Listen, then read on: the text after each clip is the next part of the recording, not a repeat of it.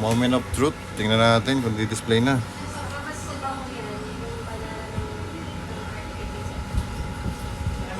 Yun. Goods na, oh. Oops.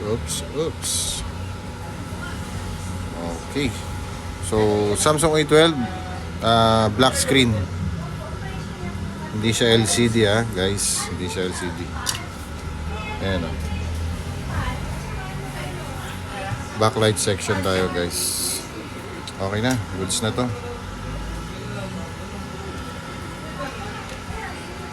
At ayun na nga, ayos na nga ang Samsung A12 na ating ginagawa.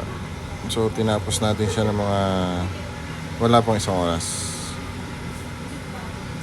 Pero kung sa iba to, LCD ang papalitan. Alright, so yun.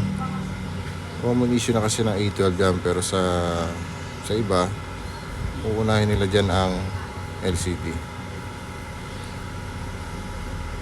So yun. Pag nagawa, 1 month warranty. Okay na.